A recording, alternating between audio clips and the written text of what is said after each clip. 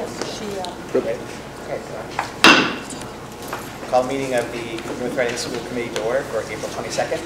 This is the last stop on our annual visit to all the schools, so it's good to be at the hood. I think I can say that. Good to be at the hood. You like that? Yep. As we should.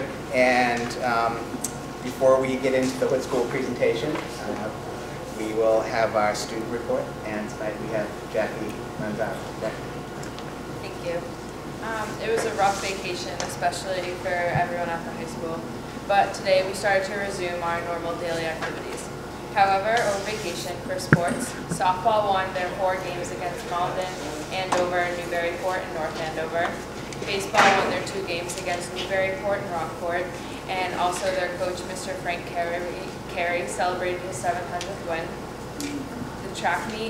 There was a track meet on Friday, and boys and girls lacrosse team lost to Austin Prep over vacation. During the week before vacation, the 3rd quarter ended on Tuesday the 9th. Also, report cards were sent home this week. Also, the Thursday night before vacation, Student Council hosted their Mr. NRHS, and senior Drew DeVos won with his contortionist act. Also, the Wednesday before vacation, motivational speaker Ed Garrity came to the high school to speak to the freshmen and sophomores, and he also had a workshop during Power Block to students who were selected. For the future, Student Council is holding an Orange Leaf fundraiser in Andover from 5 to 9 tomorrow. Junior prom is being held at the Hillview this Friday at 7, and Student Council is attending the NEMAS Spring Conference at Tewksbury High School on May 2nd.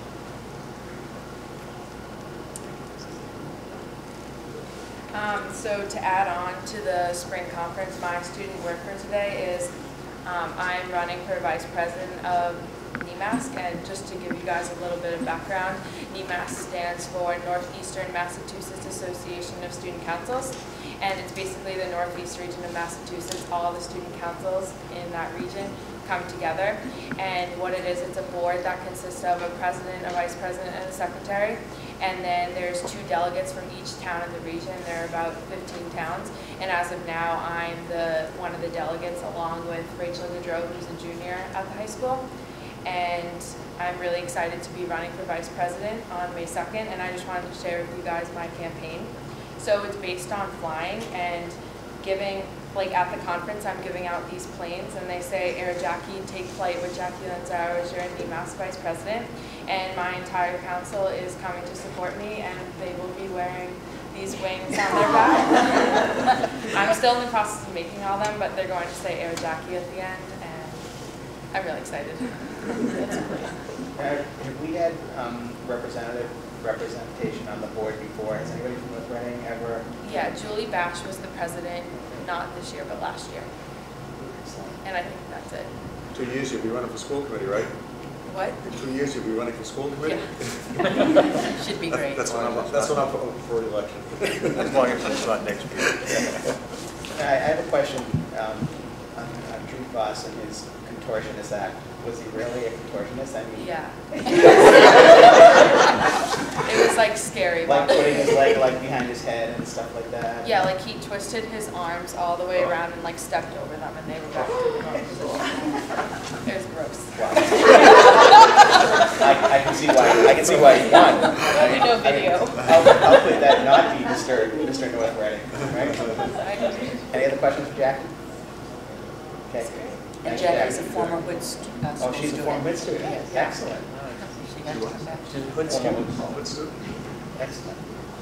I'm glad you could be here tonight, and I'm sure you're getting back in this, get up to speed and getting homework done. You probably have a lot to do tonight, so yeah. We'll let you know this time. Thanks. Thank you. Good luck. One thing I did skip over, sorry, is public input. So if there's anybody who wishes to be heard at this time on any topics not on the agenda, please make yourself known. Okay. Seeing no one at this time. Well, I'm not seeing no one. I see people, but I don't see anybody who wants to speak. At this time, we'll move our agenda around, and we will begin our presentation at the Hood School. I think, as you know, we had to delay this. Was it a snowstorm or a hurricane? It was one of those two. And natural disaster. But we're glad we could be here tonight, and I'm looking forward to the presentation. So, Mr. McKay. Thank you, everyone, from proportionists to the Hood School Showcase. Welcome to the Hood School. Tonight it's our plan to showcase what we're learning here at the Hood School and how we're learning using technology. So, that being said, I'm going to introduce the members of our student council.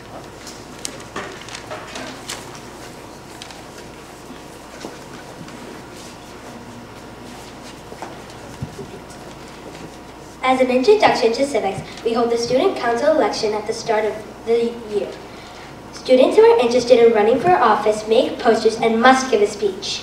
Each classroom votes for 2 representatives. Once elected, the student council meets weekly with the teacher supervisors, Ms. Kurz and Ms. Kinsman. Together we discuss fundraising and community service in addition to planning fundraising fun days. There is also a suggestion box in the 5th grade classrooms for the students. We review suggestions, some of which are for fundraising days and overall school improvement. The student council is also the green team. 2 to 3 days a week we wear our vests and hard hats and patrol the school, closing doors and turning off the lights in an effort to conserve energy. This is especially important on days like today, Earth Day. We try to make every day Earth Day here at the Hood. In addition, the student council is responsible for the daily announcements. Once we write them, they are reviewed by our teacher supervisors. We always include a fun fact for the day, make announcements for our school-wide behavior plan, promoting safe, responsible, and respectful behaviors, and read off the High Five nominations and winners to the High Five Wall of Fame. We also announce student birthdays and important information needed by Mr. McKay. In September, we raised $80 for mulch for the Hood School Rain Garden. Each month, we have different charities. This year, there had been several unfortunate events, such as Hurricane Sandy, Sandy Hook, and last week's tragedy in Boston. Our charities have included Locks for Love, Red Cross Hurricane Sandy Relief, Operation Smile, WaterAid, Autism Speaks, and for the rest of the year, our efforts will be dedicated to raising money for the One Fund. Some of our fun days have included Red Sox Day, Disco Day, Hawaiian Day, Rainbow Week, Blue for Autism, and the day after Veterans Day was Patriotic Day. We have also worn black and gold for Bruins Day and green and gold for Hornets Day. Some of our favorites were Tacky Holiday Sweater Day, Pajama Day, and Crazy Hair Day. We will be doing Animal Print Day in May. This Friday will be Boston Strong Day. To date, we have raised almost $700 for these charities.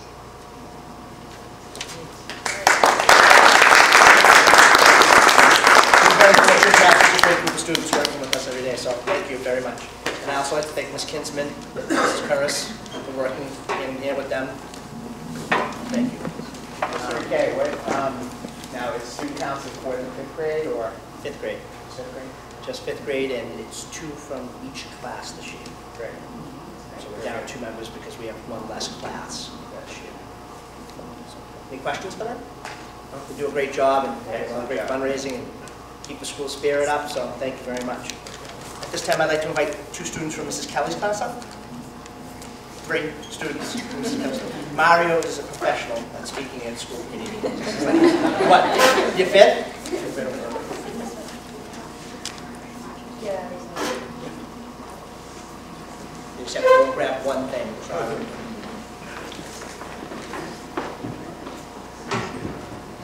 Yeah.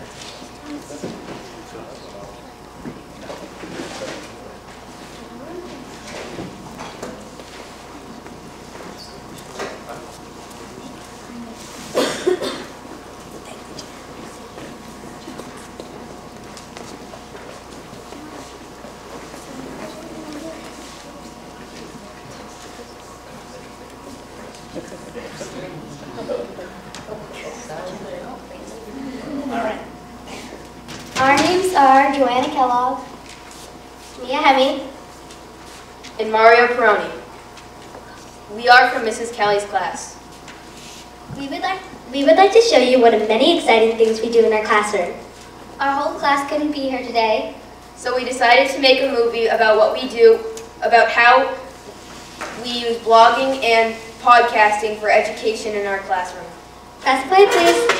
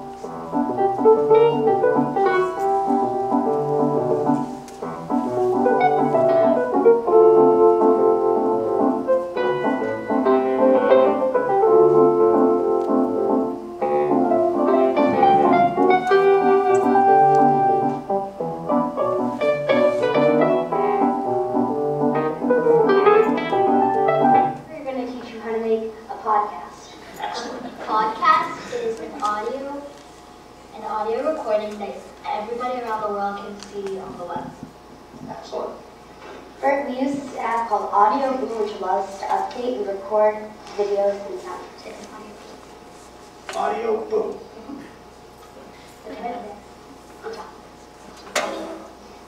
Ready?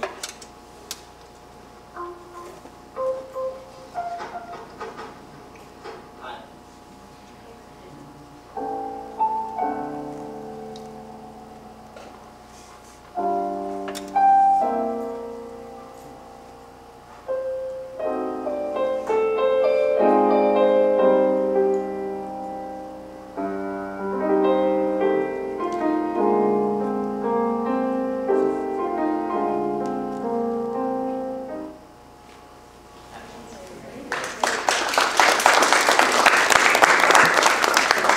Please feel free to scan one of our QR code reports. Thank you. Before you sit down, I have some questions. We have some questions. Maybe. So are the QR codes on that poster back there? Yes. So we can just scan those with our phone before we go home? Yeah. What's the best thing, what's the thing you like most about vlogging? Well, I just like the part that everybody can see it and they can comment on how they thought you did on your work, and it feels good for people to say positive things about your reports, Yes, I think or that- say what you did wrong that you need to work on. It's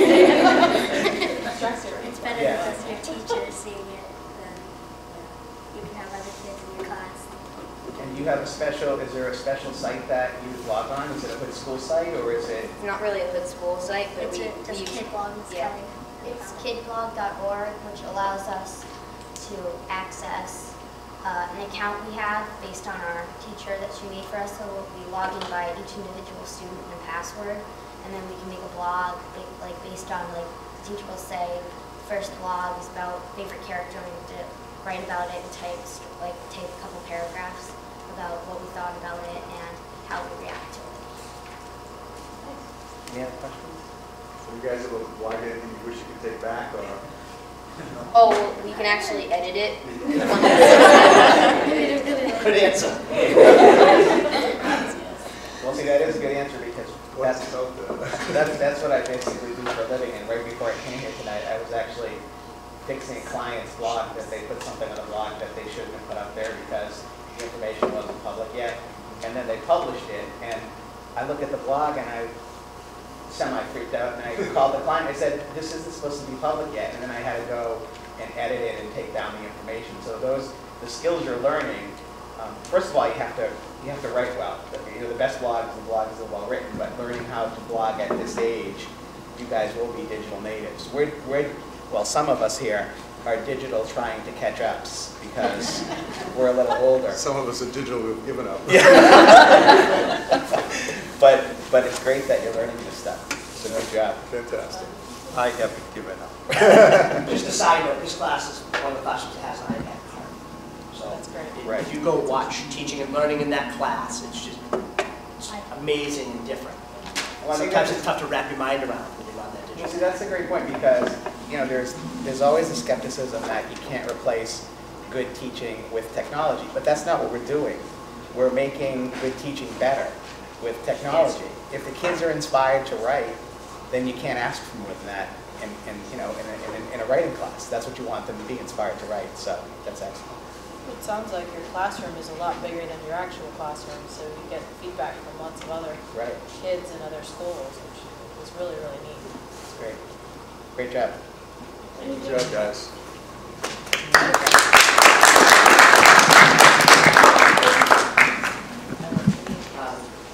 I'd like to introduce Mrs. Mahoney and Mrs. Martin. They are teachers in our PPD program, and they're going to show you how they use technology to give words to some of our children.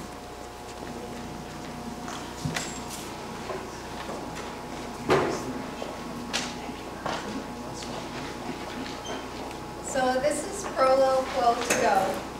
It is a augmentative and assistive communication app for children who have difficulty speaking or are nonverbal. And so I'm going to show you one component of Prolo Quo to Go. This is what they call the common core words. So this is all set up for you, and what it offers the children is a way to request, to comment, to answer questions, and what they can do, and I'll just start, see if you'll be able to do this. But if they wanted to make a request, they would say, and then all of it's color coded, and the black ones are actually folders with different categories. So snack, during snack time, they might go into snacks and tell you chips, what they want for their snack. If we go back to the Common Core homepage, you'll see that there are a variety of folders within this page. Prolo Quo to Go is really nice in that you can edit the Common Core homepage, and you can delete categories, you can add categories.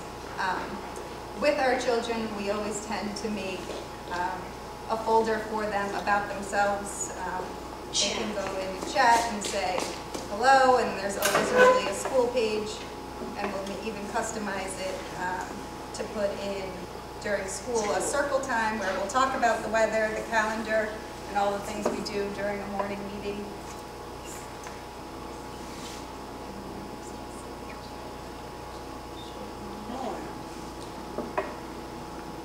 Another thing that I use it for is during spelling. It also gives you the choice to pull up a typing board, so the children can type if they're at that level and create sentences.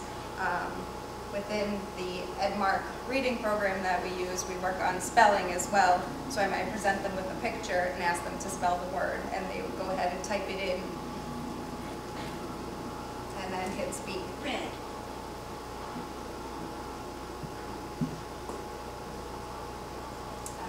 So I'll let Leanne show you another way you can customize Prolo Quo to go. For some of the younger students whose communication might not be as advanced as needing this level of vocabulary, you can create your own boards within Prolo Quo that will have more. less vocabulary on it. So this was a page used with a student who was working on that EdVark reading program. And so she could see the picture, or see the word and then find the picture. Chicken. And read it back to us. This is a particularly useful tool for students who have trouble with expressive vocabulary, so speaking to you, but it's also really helpful for students who have trouble with receptively understanding what we're saying, because it gives it something permanent. It makes it a lot easier. So for students who were unable to communicate, this has been a huge success in helping them communicate and show us some skills that otherwise would be very difficult. Questions? Yeah, I've got a million questions. So I guess the first one I'll focus on is what kind of, is this simple enough to learn that it doesn't require training, or what kind of training did the teachers have to go through to be able to effectively use this?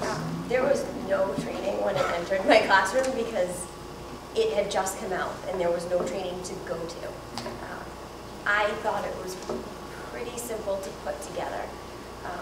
I've since done a little research and learned a little bit more, but I'm self-taught. Jackie is pretty much self-taught. Is that new this year? About the third year we've had this. So how can you quantify the impact you've seen with students before you had this and then after you had this? Huge. Prior to having this, I had to make pictures. So I'd have to go to the printer and print out the pictures, have them laminated, bring them back, put Velcro on them, put them in this binder, and they were carrying around these binders. Well, imagine a 5-year-old with a binder full of pictures. 3/4 of the pictures are missing by the time you get to lunch. So I'd have to make more pictures, and now it's all right here. I can do it on the fly. They have access to so much more vocabulary than they could have when I had to make it, because there's only so much time I have to make vocabulary. And we also, what we like to do with this is you can also right there on the spot model for the child. The child may not be the only one using the device. Other children might be, or even yourself and other staff members, modeling how to comment, how to engage the child, how to initiate social interactions and get involved. And again, so like Leanne said, instead of having your separate pictures, you're right there using the iPad with them on theirs. Well, on their end, the other thing is they have more control in that they can kind of go at their own pace, and they don't have to depend on a human to be sitting there with them 100% of the time. I mean, if they get to a certain point, I'm assuming they can do some of it on their own where they might not be able to if they're carrying around a big binder. Because you really have to be sitting with them to read the words to them. And you'd be surprised how quickly they learn how to navigate through this. You know, it's even hard for us sometimes to remember, okay, where is this in what category? And their visual memories are great, and so they're able to navigate through pretty well. That's awesome. Anything else? That's great. Thanks, Sean. Thank you. Thank you.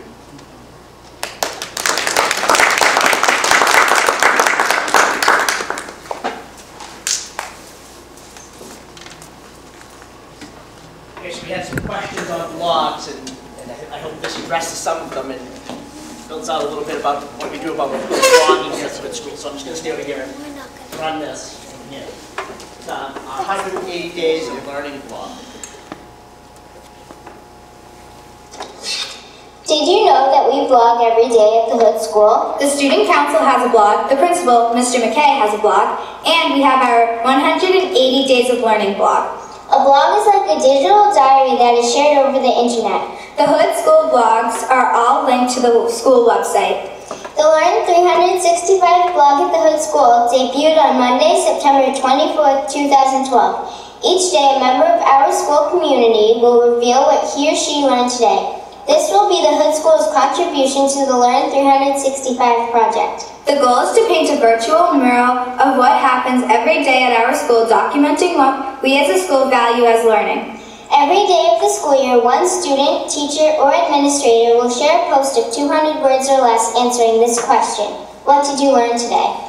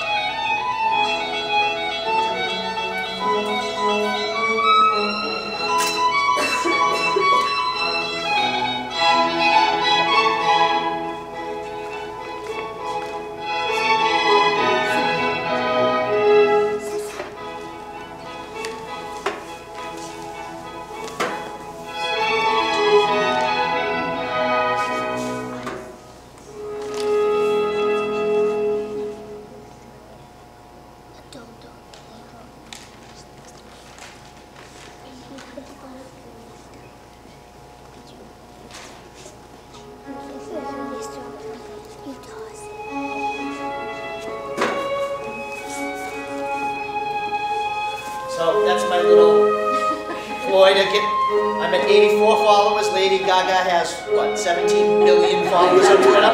I'm around 84. So I'd like to increase that. So if we're Twitter people, please follow. I have some people who tweet back and forth. So blogging, tweeting, everything else at the Hood School. So. I'm also being a bit self-serving here because now I have my next one. 7 days covered on my Hood School Learning blog. So the procedure is everybody gets a day and they get to email me something that they learned that day. So if you just send it to me via email, I'd appreciate it. I'll post it and I'll send you the link to that blog. It's also, yes, again. I'll take a fax, I'll retype. So please, if you would, just send me something that you learned over the next 7 days. It'd be greatly appreciated. We're trying to do one for each day of the school year. We're trying to vary which people do it. We have teachers, parents, staff members from other schools that come and do professional development here. So it's a fun little project of mine. And I think for me, it was part of getting the staff to focus on what we're learning. And there's always a lesson in everything we do. So there's always a teachable moment. So. Well, I think something like this is, this session tonight is important because there's still a large number of people who think that we're trying to replace, use technology to replace things. And what we're doing is using technology to get kids to write more. Why are they writing more? They like writing blogs. They don't see it as drudgery, where as you give them an assignment, they're like, I don't want to write this again. I don't want to do the same thing again. This is new. They might be writing the same exact thing, but because it's for a blog, it's cool, right? Well, I think there's two things about that. Oh, I'm sorry, go ahead. I think there's the story part, because we're always trying to tell our story to different people and from our perspective.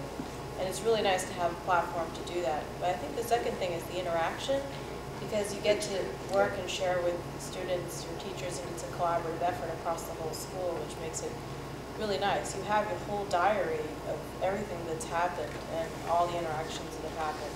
I think that's really valuable. So I'd love to see at the end what you do with it. Like, what happens to it after you finish? Like, do you just start over again, or? It's really neat. Yeah, it's nice. It's a fun little project. Yeah. It gives me an opportunity to call in somebody every day or do a walkthrough and talk to them and say, what do you learn? And just kind of build that. It's a nice discussion starter, too. I'd love to see a word cloud at the end or something like that, where you can just That's a great idea. See what was the big thing everyone took away from this year, and I hope we'll be able to be focused on the learning of that. That's the mindset of that blog. So. I'm not a director of technology or anything like that, so it's awesome. I like the idea. Yeah. And we'll switch to the format. So last but not least, there's a quiz at the end of this, just so everyone knows. So I saw some notes being jotted down, so I appreciate that, because it's always some sort of assessment at the end of what we do, right? So I'm going to invite some friends up, though. I know Mr. Venezia has the push ball, but we're going to do the smart board fun section of the night. So we're going to let our little friends throw off what this is. This is a smart board. This is right. You want to talk a little bit about the smart board? Sure. This smart board I'm actually fortunate enough to have in my room. I'm a special ed teacher, but I'm also teaching fifth grade, co-teaching fifth grade science with Mike Quinn this year, and co-teaching ELA with Mrs. Heffernan. So often they will come down to my room, and we always do science in my room because we've got this wonderful technology. Everything here is in room 27 all day, every day. And the great part is when we do science experiments, Izzy is one of my students, she'll tell you, we did a rocks and mineral unit, and it was a lot of fun. The kids had to identify things, but we also could put them under that camera and do close-up shots, and we did some experiments with sugar cubes and determining different forms of matter, and it was great for the kids to be able to do it, but then they could also go up and see it all in big and bright on the smart board in front of them. So we use this all the time for ELA, science. Often I'll switch rooms with the fifth grade teachers. They'll say, can we go down and use the smart board? So it's wonderful that it's movable, but also everyone is coming in and out of the room, and we're getting lots of use out of it this year. So this is a fun little game that Mr. McKay put together, but I have to say that every day we're looking for new and different ways. I've got the Writing with Colors poster, so that if we're writing in room 27, I just pop that poster right up there.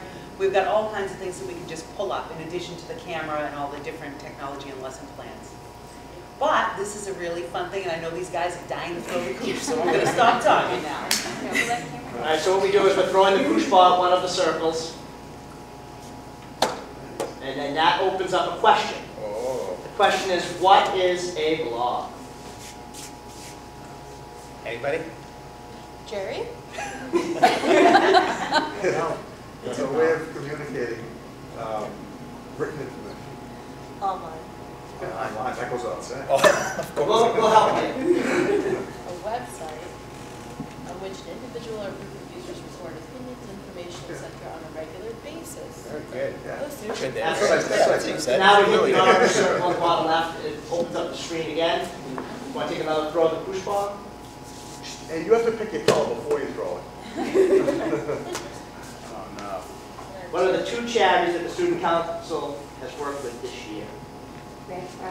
Two of them. Autism Speaks. One fund, Hurricane Sandy. It says 2, we're done. Oh. We got ahead with one fund. That's Extra credit. The other 2 is right there. Go ahead. Okay, hit that. Hit the circle. There you go. The Red Cross for Hurricane Sandy, Water Aid, Locks for Love, Operation Smile, and the NSPCA. Great.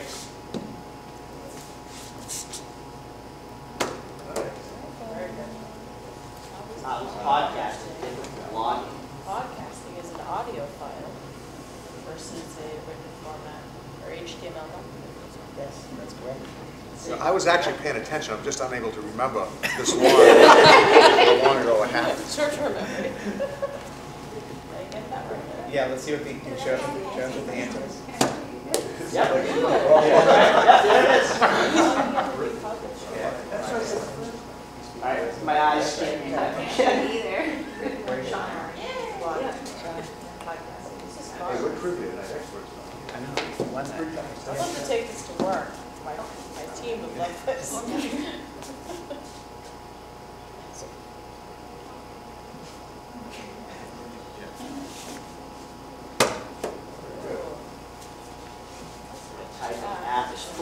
I've been practicing saying this. Polo Q to go. So I still need some help. And what type of student will benefit from it? I'd say it's an app that helps language challenge students to better learn how to speak, write, and spell. And it's interactive? Interactive, very good. All right, Cindy, you're on my team. Oh, I would let her know that first word. Any student who requires support to use language. See, that's what I said. It's That's the much part. That's what I was going to say. Yeah. Is that it? One more? No, one more. Agreed. Oh, John. Orange. Whatever this guy's gonna name No it. orange. He knows. Oh, Yeah. yeah. Nailed it. I know what you're Cliff? What's Cliff, your you QR want to code? That's one of those little boxes with all the squiggles in it. Yeah, that's right. That when you take a shot at it with your cell phone, your smartphone, Yeah. it tells you all about what's in that subject. Right, send it to a website or to a promotion Connect or you an ad or with something. information about it. Yeah. Someone's going to have to take that away from me. You don't want one for home.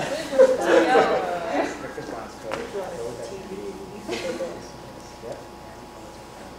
Very good. Very good. Thank you, kids. Good job.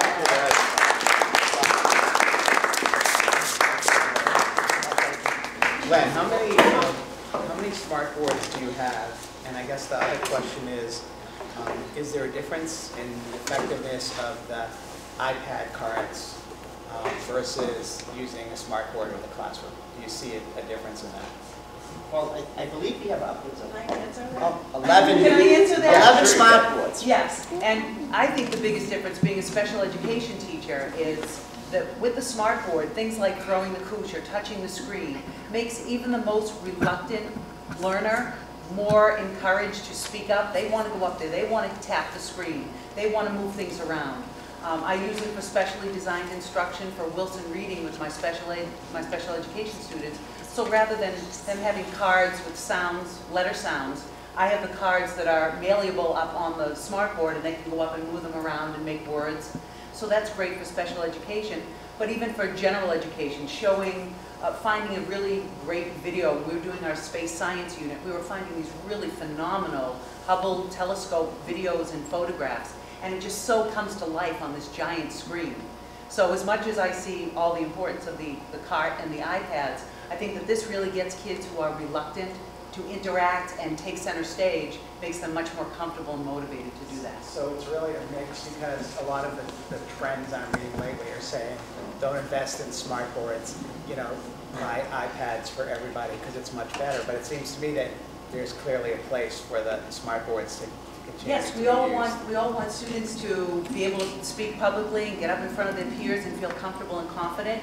And I think this is a great tool that encourages kids, because to them it's a toy to play with. They don't even realize that it's really this fabulous learning tool that builds their confidence as an individual speaker in front of all of their peers. And I think it's important as we go into the new middle and high school and determine how and where we apply the technology budget of those two schools to get this kind of input, because clearly we'll need some smart boards. And maybe at the older grades, the individual iPads might be better, you know, at the older grades. But anybody else?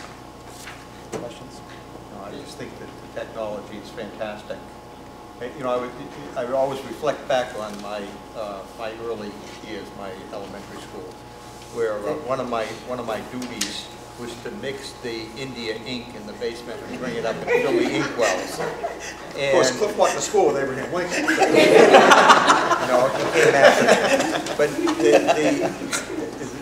the contrast and the ability to access everything in the world, all of the knowledge of the world is so quick. 2 or 3 taps and you're there. I just have so much fun with that every day. Anything that comes to my mind, anything that I'm interested in finding out about, a few clicks, typing in a few words, and I've got it. And this is exactly what you're able to bring to those kids. And it isn't just one teacher, it's the world is the teacher right there, accessible. Well, the interesting thing is for these kids who will be digital natives, the one thing they miss is the wonder of it, because I still, you know, when I'm on Google and I put a word into that search box, to me it's still the wonder that I can't believe I can get this much information. For them, that's the way it's always been. So they won't know so much about looking through the Funkin' Wagonals on page 374 of the Q volume to try to, you know. But you know what? That's the way we learned when we were kids. If you wanted to learn, you right. pick up the encyclopedia, you had all 24 volumes there. And I remember we had Collier's encyclopedia. Right? Yeah, right. They came around and sold them door to door, and that's what your parents bought, and that was your education for the next 12 years. So Mel, I actually work in a structural engineering firm, and we actually implemented smart boards.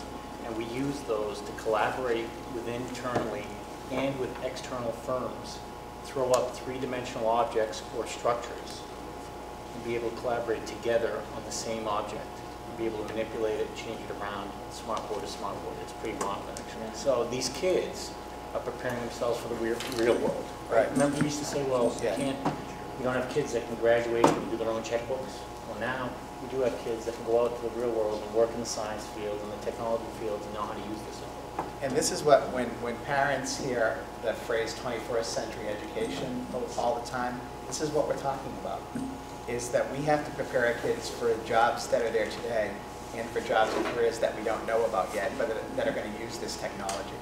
So this is great. I think this has been, it's been really informative. It's been awesome to see this stuff. So, thank you for everything you do. Appreciate it. Again, the marvel of it is that, you know, when I went to college, we didn't have calculators, electronic calculators, and it wasn't until I was working for several years that we had electronic calculators, even at work. And then the company bought, big company bought 4 Monroe calculators that were a box about a foot square, and about 4 inches deep, and they would add, subtract, multiply, and divide. That was a fantastic advance, because before that we had to use log tables. The change from spending your time drudgery to being able to hit a few buttons and get the answer made the whole ability to evaluate solutions for our clients so much better.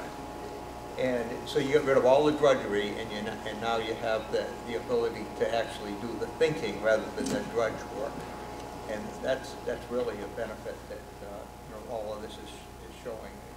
You can get past that problem of the kid not understanding or having to deal with the cards. You get the ability of the kid to lead their own education and have fun doing it. Mike? So, without being biased, this is my home school, and I think this was the best presentation. I know Mr. McKay's on the tech committee, and he's actually very collaborative over technology, which is great to see. Believe it or not, Mrs. Wright has this much energy from 8 o'clock till 8 o'clock the next morning. And I have a child in 5th grade under Mrs. Wright, Quinn, and Heffernan, and it is an A+ team. I'm talking the Miami Heat of public education. So it's a great job. My 2 sons went here as well. I'm not going to mention their name because some of the teachers might still be here. But it is a great school. And, you do a great job. My 3 children went here too. Yeah. But we appreciate the effort that you and all the principals and administrators and teachers put into these presentations, because we know it's extra work to get these done. So we really appreciate it, and great job tonight. I'm proud to show it off and have you here, so thank you, and thank everyone for the job. Thank you. Great. Guys.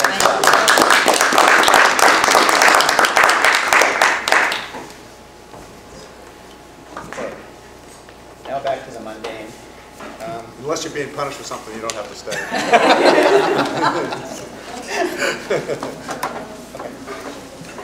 Okay. Continued business. We have, we're going to first get to our school update for our new high school and middle school. Things are moving along great up on the hill, and things are really getting exciting. So I'll let Mrs. Willis start with that.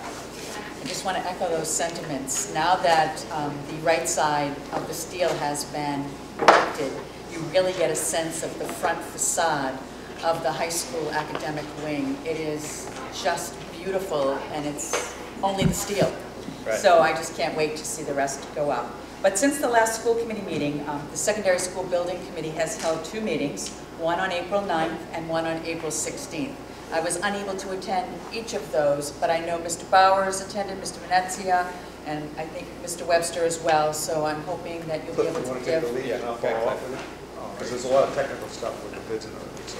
Yeah, the main function of those 2 meetings was to deal with the final sub-bid responses and our approval to award. And all of the there were a couple of things that had to be straightened out after the first meeting with a couple of those file subs that there were, in a couple of cases, there were only 2 submittals, and that put us into a situation where we had to do some evaluation of those. And there was one of the file subbids that was not, there was no submittals. That was elevators. That's not an uncommon occurrence. And there are really only 2 bidders on that anyway. That is being taken care of with, because of the file bid, sub-bid law is being dealt with through Gilbane. They will bid that without going out public with it. There's another couple of other questions about some of the alternates, and those have been straightened out and we're up for award on the second of those 2 meetings. Currently, there is there's one sub-bid that is for glass and glazing that it looks like we're going to end up by having to go out again on that because of misinterpretation of the specification with regard to the kind of glass, and so that will be redid. And there's another question on the submittal of another for the heating and ventilating, but it looks like we're going to continue to award that. So we're almost all the way through on the file subbids. There's still a lot of work that is going to be led out by Gilbane through their own bidding process. They'll publicly bid, competitively bid, but it will be done through their function, not through the file subbid process. Let's see, so far we're doing pretty well on the pricing of that. We've used about less than that. It's a little over $1 million, I think. A little under $1 million. A little under $1 million of the contingency, the additional contingency that Gilbane had in the process. There's still one more file subbid that will be out after a while. That's for the floor tile, and that's not a critical path item. Schedule is currently right on target. There's zero float. That float is the space that's allowable for slippage. There can't be any more slippage without causing certain elements of the schedule without causing problems. But there's every indication that we're going to be done on time.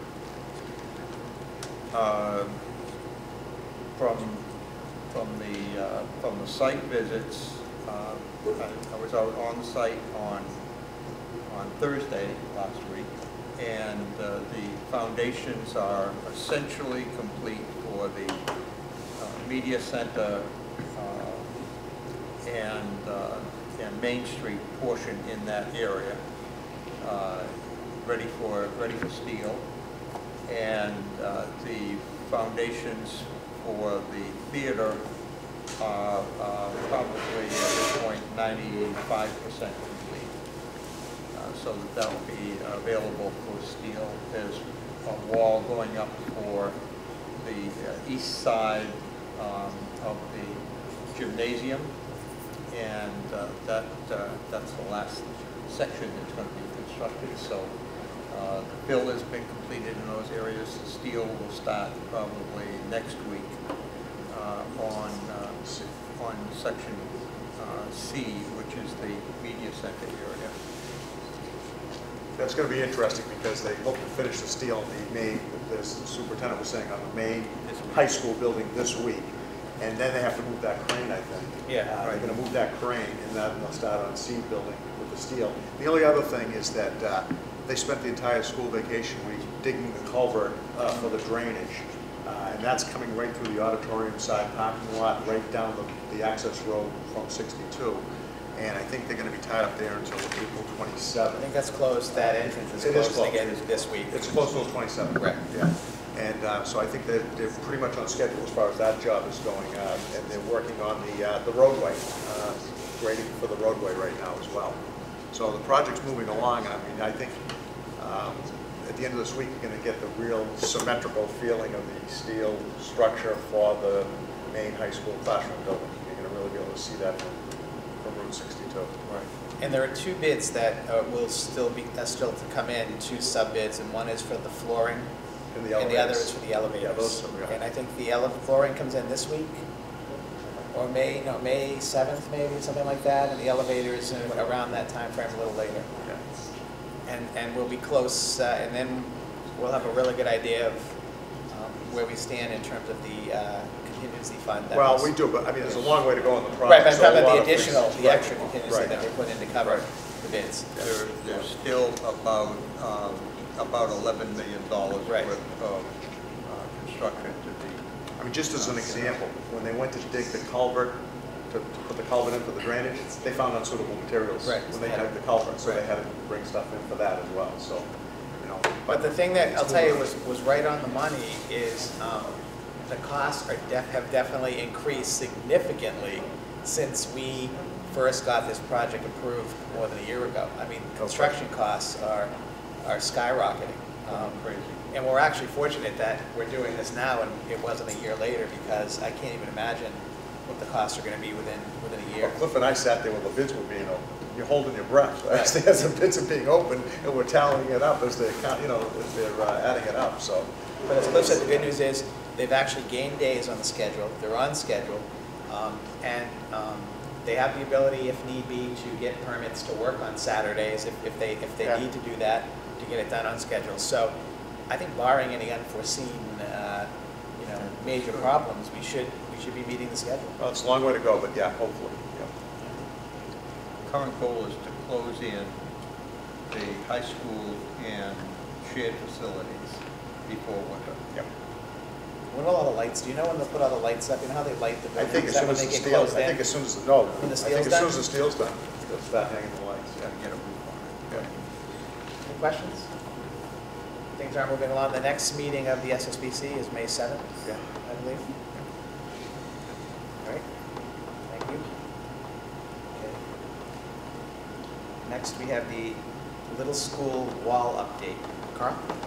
You know, it gives me great pleasure to announce really substantial progress and semi-completion of the Little School retaining wall project. I was over there this afternoon talking to the developer, and I would gauge the present condition of that project to be about 95% complete. In fact, while I was there, there was a softball game in progress, North Reading against Triton. Ooh.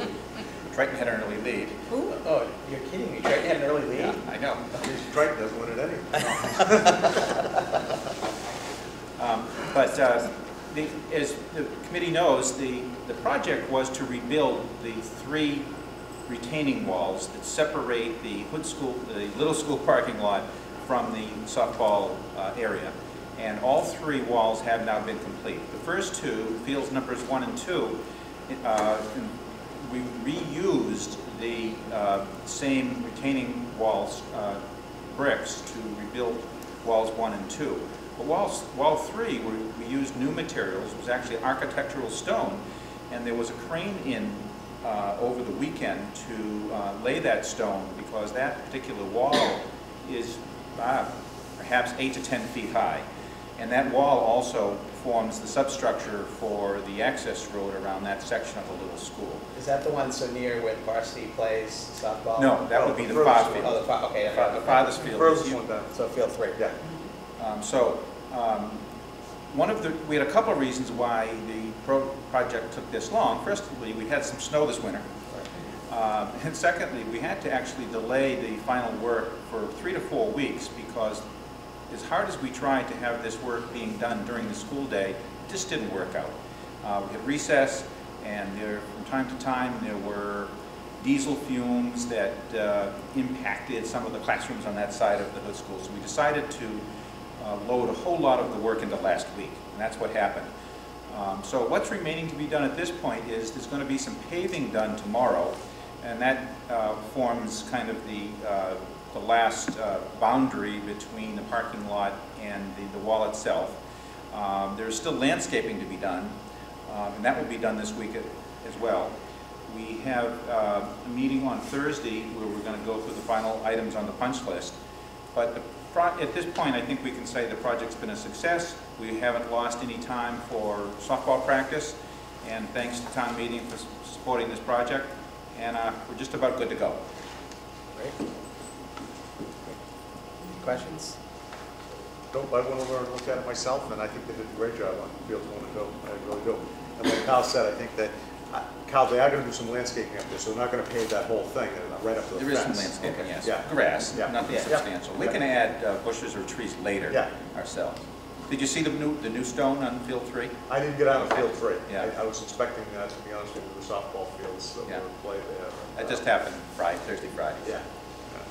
Well, great. Glad that town meeting approved that. Glad we could get it done. It was a dangerous situation, and looks like we've got a long-term solution over there. And I think we'll come in under budget as well. Great. Oh, good. Okay, next we have a 2014 budget update. Thank you. You know, typically, April 22nd, the second to last meeting in April, constitutes a period where the school committee devotes much of its time to focusing on the budget, reviewing the budget, asking questions, providing us direction. This year is a little different because we're poised to ask the school committee next week to support a balanced budget. As the committee probably knows, this morning we had a finance planning team meeting, and at that meeting we received continued information from the town administrator and the town financial leaders that the school committee number that we've been trying to reach will be committed to. At our last formal discussion here at the school committee, we were $130,000 short of what we were calling a balanced budget. I suppose I should define a balanced budget as really a budget that contains no layoffs. I think that was a primary goal of the school administration and school committee, so that as we were making reductions to the preliminary budget that we distributed publicly and here at the committee level, we realized we had to make some reductions in some of the enhancements and additions that we hoped to add to the budget. It appears at this stage today we are living within a level services budget framework, but as I said, it also appears that there'll be no layoffs, and the manner in which we have reached a no layoff level services budget has been to accelerate the use of some of our circuit breaker funds and revolving funds more than we had hoped to, because it leaves us a little bit more short next year. But next year is next year, and I think at this point you sometimes have to identify what you can do to avoid layoffs. So at this stage, we will be bringing a formal recommendation to the school committee next week, April 29th, for a level services balanced budget with no budget gap, and we will continue to see what savings we can extract from this year's budget. We will continue to see if there are any funds left in circuit breaker or revolving funds to allow us some growth and some enhancement. But at this stage, we're very close to final agreement. Questions? Karen? I'm sorry, Jerry? No, he said no. So the circuit breaker solution, I know that we've stayed away from that in the past. What's changed? I think that our overriding desire this year was to avoid layoffs. So I think, firstly, it prompted us to be a little more risky and a little more aggressive with the use of our circuit breaker reserves. But secondly, and perhaps more importantly, the House Ways and Means budget and the governor's budget appears to be close to fully funding the circuit breaker formula. Fully funding, by the parlance of the state law, is 70%. That sounds like a contradiction, but I believe the way the legislation is written for circuit breakers, 70% is the maximum that is funded. So it looks as though we will be at 70%. We had only budgeted in the preliminary level, because we didn't have that much information at the time, closer to 50%. So some of the funds that we're using from circuit breaker aren't risky. I would say it's more a matter of an increased allocation. Okay, I accept your answer. And Carl, I think we've explained this before, but the majority of our budget is funded through real estate taxes raised and appropriated to the town, and then state aid. But I think it's what, between $2 and $3 million that are covered by grants, revolving funds, fees, yes, etc. That I think we depend on more each year as we go along. And of course, the danger is that as the more that happens, the less it becomes public education and more it becomes kind of a quasi-public education, because families with kids in the school are paying more. You know, at some stage in the next, I would have to assume within the next 5 years, there'll have to be a rather radical restructuring of how education is funded in Massachusetts. You know, to have it so property tax based leads to inequities and leads to issues within a Proposition 2.5 environment. We'll see, but I would think that that's going to happen. Any other questions? No, that's a good point. I mean, I think we maxed out on our fees a few years ago. We haven't been able to take advantage of increasing fees now for what, 3, 4, 5 years. So that the gap as it increases, that's one option that is not available to us any longer because we're about as high as we can go as far as fees are concerned. The only way I could see increasing fees is if, for example, we're out for a bus contract now, transportation contract. If that came back a lot higher than it's been the past 2 years, then you have to look at bus fees to cover. And all that does cost. is break us even. Right, just breaks you even. Yes. So. Right. And sports fees, where we have some of the highest fees in the region, and you really can't go anywhere there. It's not really an option. And our extracurricular fee of $150 or $125, I think, is also fairly high. Our fees are obscene. Yes, and they are. they need to be lowered, and it's always been a priority of the Right. committee to do that. And in fact, they should be zero. You're right. But we aren't there. I'm sorry. No, you're right, Doug. No, the bottom line, the history of the fees over the last 10 or 12 years has been to make up the gap in the deficit that we've looked at at budget times. That's really what it's all about. There needs to be a big change in that Chapter 70 funding mechanism. Okay. Yep. Long one.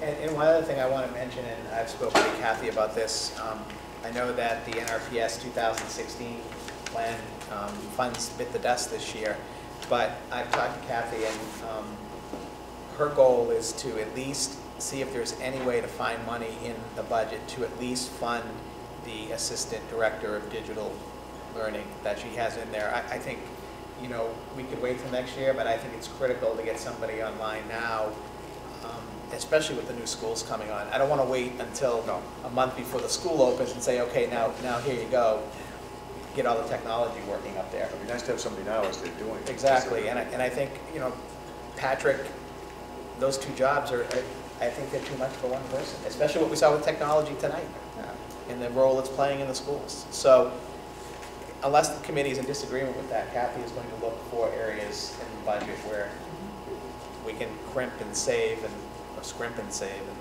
whatever, do one of those words, and find some money for that position. So that's $80,000 roughly. 88 or 80? 88. Yeah, that's a lot of money. I mean, it's not a lot of money in the big picture, but it's a lot of money to find. But that's an average amount. Do we really think it's going to be that much? We're using that figure from a salary schedule for assistant directors. Okay, so it could be less, could be. Correct. So in general, are you recommending that we come back next week and recommend a budget that includes that and find a way to raise the funds? I don't know that we can.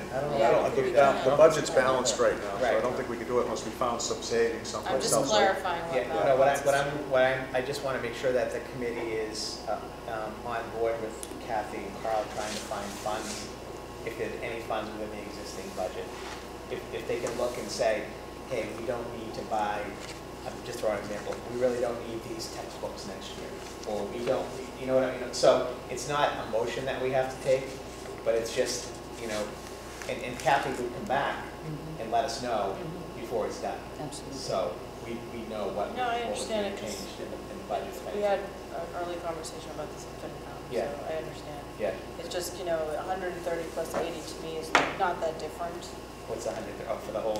If that's our budget gap, we add 88,000 to it. Oh, we have no budget gap now. I know. Oh, I know we get have it. none right Okay, I now, get but what if you're we saying. did have an additional one, The problem is, we're taking that from risky funds, which, right. you There's know, no, and there's no more funds.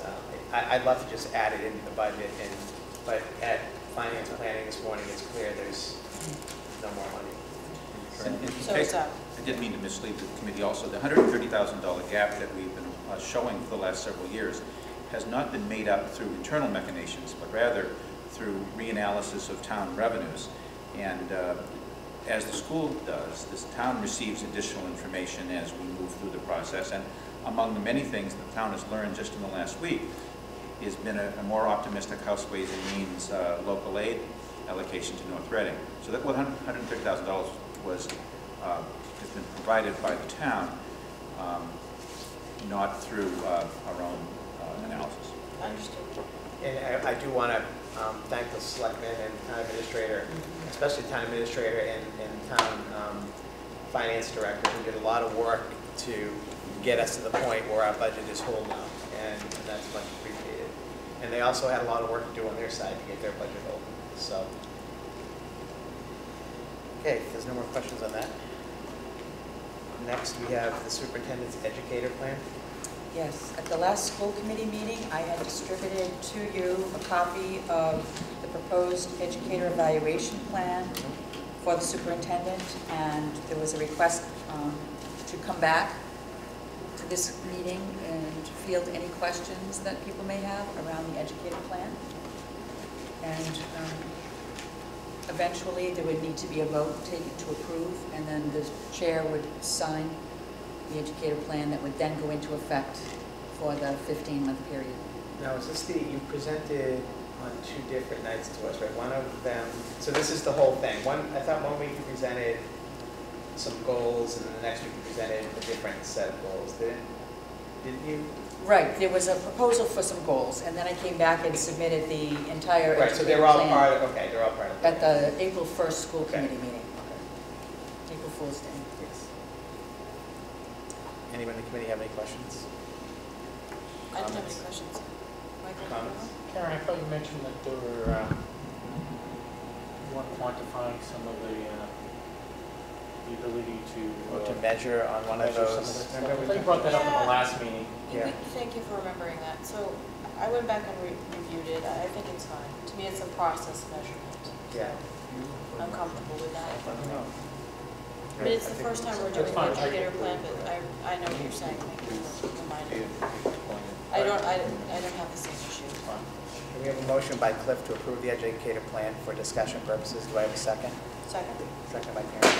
Any discussion? Kathy, anything you want to say? No, I look forward to going through this. Well, no. Yes, I do have something. No, but I do look forward to going through this process. It will be a first time for me as well. The first time that I come to you to provide evidence to you, because I need to do that several times through this process, will be in July. So I'll be collecting evidence on all of the goals and the indicators under those goals to present to you to demonstrate progress toward meeting those goals. So at that time, I'll be able to quantify, I think, to provide some clarity around how do we collect, process information. Well, the good news is we're doing this over an 18-month period, so it'll give us a little bit longer time to feel our way through. Correct. Okay. Brief comment on sweet attempt to keep track of how much effort it takes you to do this. He wants to know what the Yeah, keep track of the effort, how much Yes. extra work. Yes. Are you asking me how much so far? No, we want you to keep track. All right, keep track of the time. Figure out how much you had Yes. so far and tell us how much it is in the future. Right. I will do that. Any other comments? Okay, next. We're in the middle of discussion. We didn't vote. We went to the next item. We have a motion to approve the superintendent's educator plan. All those in favor? Aye. Opposed? Unanimous. American Idol must be on, huh? I don't watch that. The Idol's not on until Wednesday night. That's what I wanted to hear. Next, we have a search timeline for a new pupil personnel services director. Yes, as you know, Patricia Bullard has accepted a position with the Masconomet Regional School District that will commence for the 2013-14 school year. So we need to conduct a search, and in your packet you can see an overview of the timeline. The public announcement took place last week. I did send out an email to the entire faculty and staff across the district, and then today I sent out an email letting people know that we're forming an interview committee. The position has been posted on those sites that have been listed on this search timeline. I'll select the interview committee next Monday and then gather interview questions over the course of that next week. Patrick Daly is going to facilitate some focus groups. A faculty staff focus group will be held on May 6th, and he'll have one at 2:30 for the middle school and the high school and 3:30 for the elementary levels. And then the next day he'll facilitate a parent focus group. Applications are due on May 9th, and there will be a review and screening process from the 10th to the 17th of May. We'll schedule interviews right after that. There will be an interview committee orientation on May 22nd, and we will conduct interviews on May 28th, 29th, and 30th.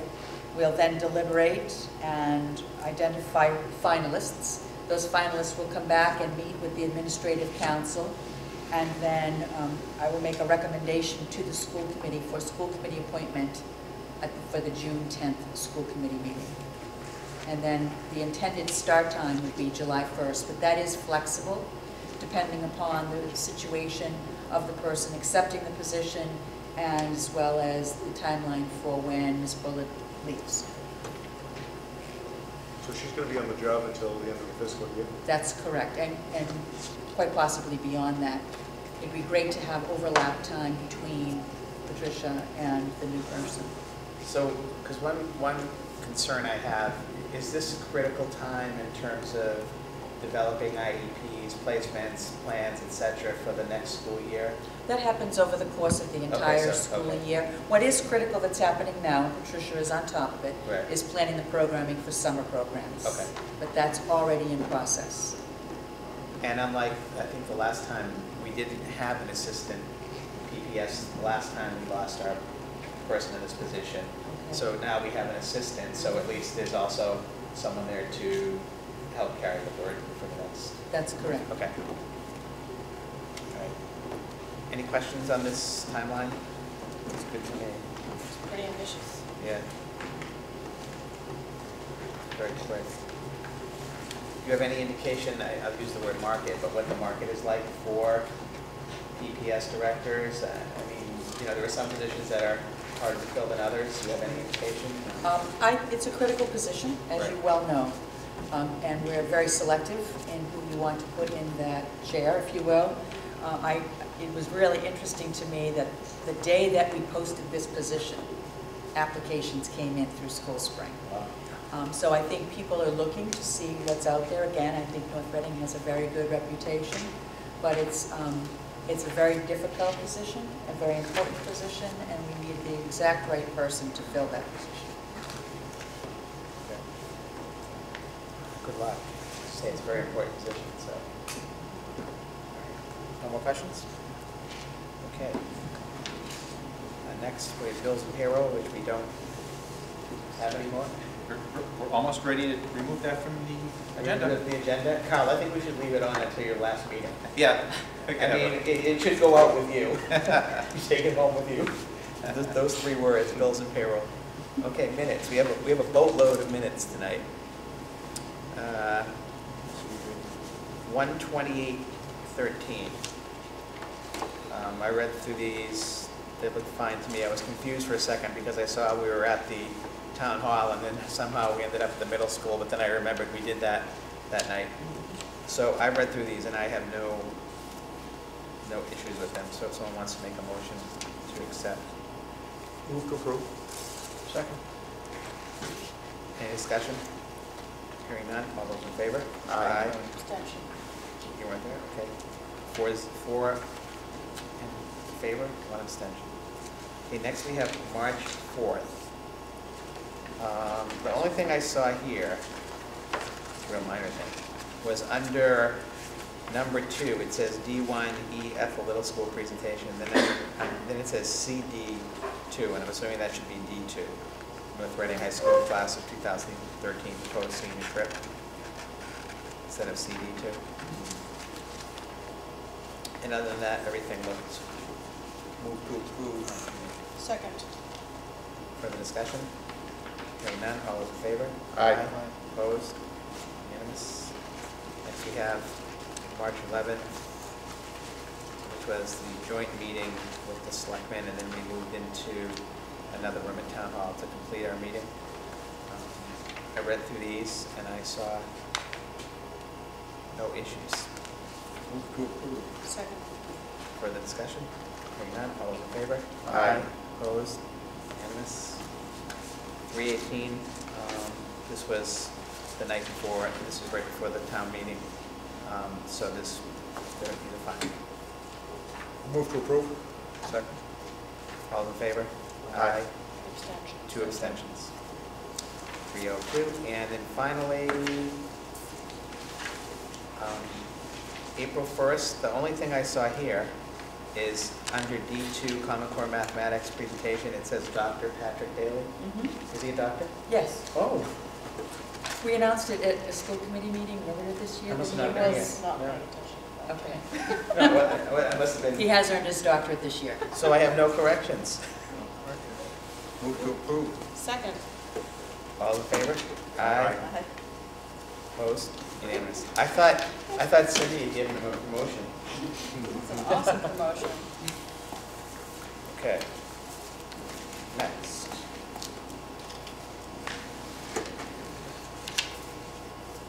Budget update, Carl, anything for, Nothing for today, thanks. okay, staffing? Nothing at this time? Bids and donations? Subcommittee updates? Well, we had finance planning team, we've already Right. talked about that. Talked about that. Anything else? Subcommittee updates? Did we have an athletics subcommittee meeting since the last school committee meeting? Yes. What was the main topic of discussion? Oh, it was the softball baseball facilities? Yeah. Yes. Yeah. Do you want an update on that at all? No? I think we discussed the update of that already, that we've taken several steps to improve the conditions over at the softball field in terms of the little school's now open for the team to use the bathrooms. I think we've added a porta potty.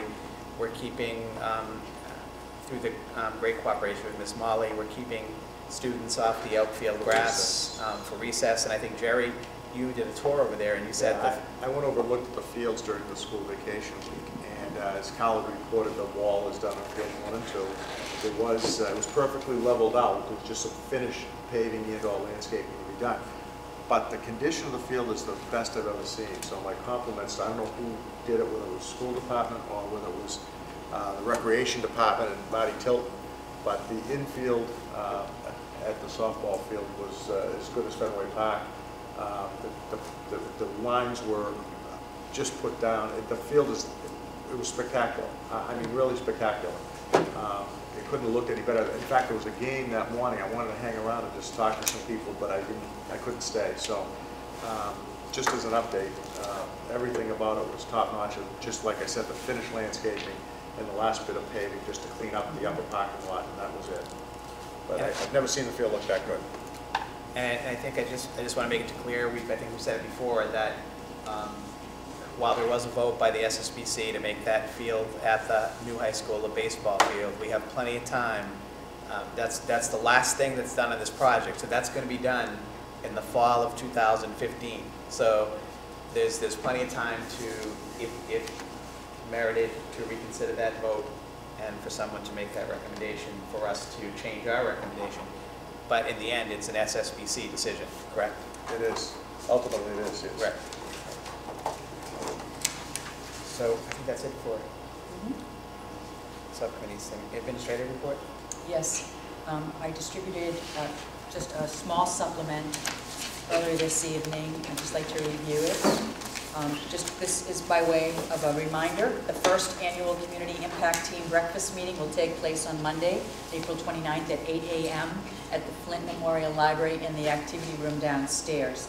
And this will be an opportunity for the CIT to provide a year-end review, talk about what has been accomplished this year and what is coming up for the future.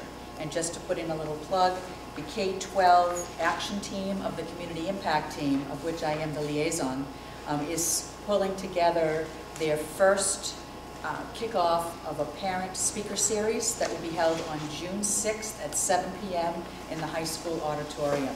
And the name of this presentation will be Social Media Savvy, Summer and Beyond. And we have a national speaker coming in, Sean Edgington, who will be talking about social media, not just the negatives, what the positives are as well, but also giving parents practical tips on managing social media for their young children as well as their adolescents. Great.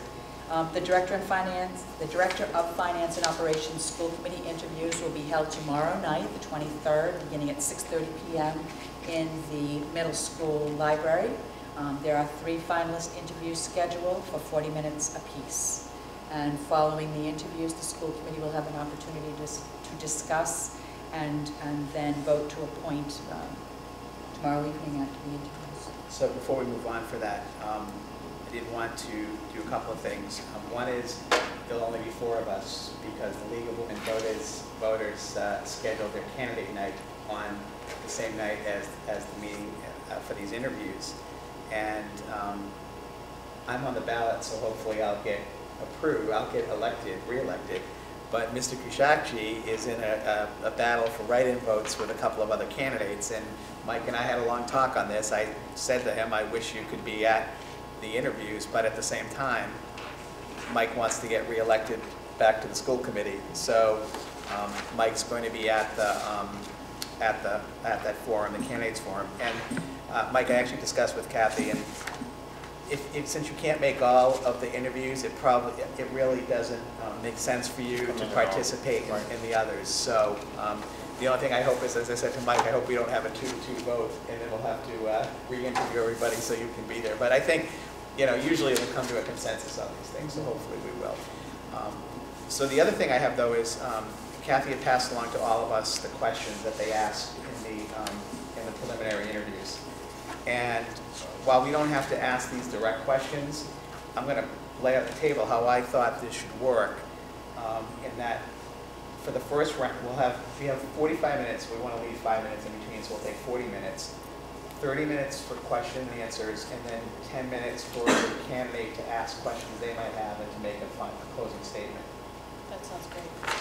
But what I want to do is for the first question, so each one of us pick a topic area, so we don't all ask the same kind of questions. So, and then I was thinking, so Karen asked the first question, Jerry the second, Cliff the third, I asked the fourth question. Then after that, just open it up for anybody that wants to ask additional questions. So if you look at the questions they asked, one is the role of the Director of Finance and Operations.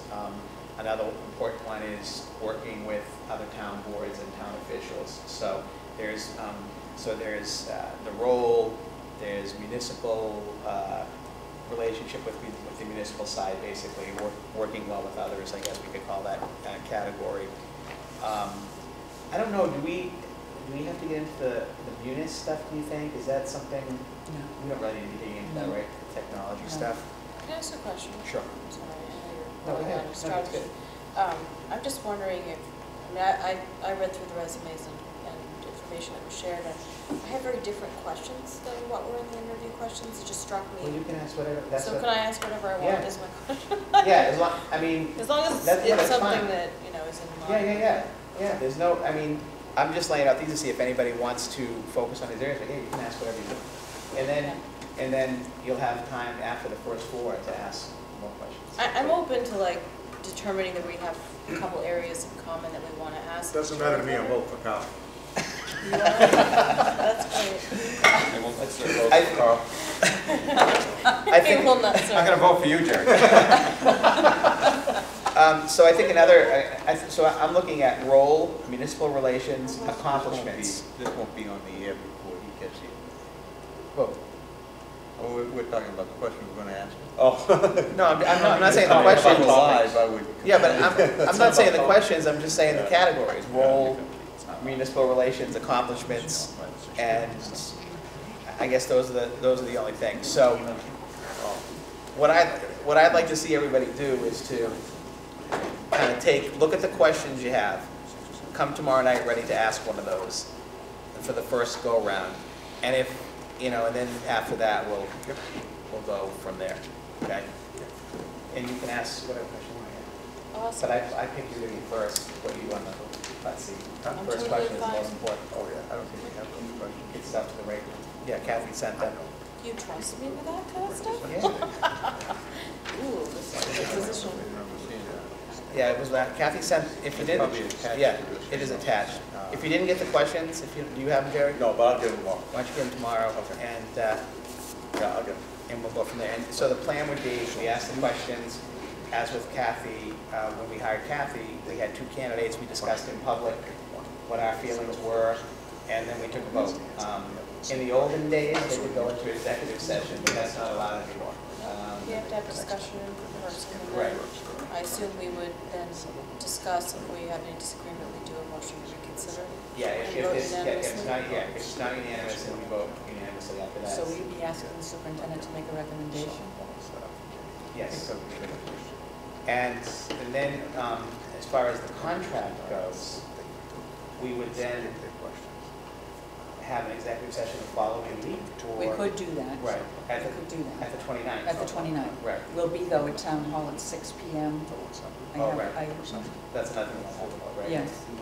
Well, I didn't put it on there, so it's supposed to be. So that's what we'll do tomorrow night.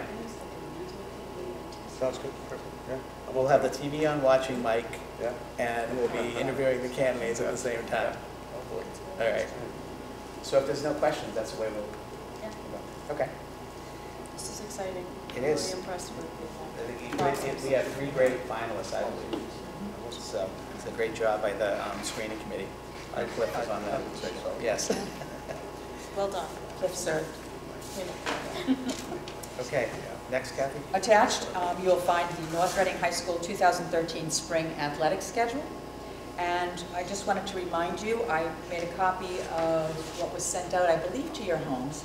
It's MASC Legislative Advocacy Day. This year, Day on the Hill will not be held. It's been replaced by this Legislative Advocacy Day. It's scheduled for Tuesday, May 21st, 2013. So the information has been attached to your packet. If you are interested in attending and you'd like us to register you, I'd be happy to do so. You just need to let my office know and we'll register a delegation if you'd like to attend.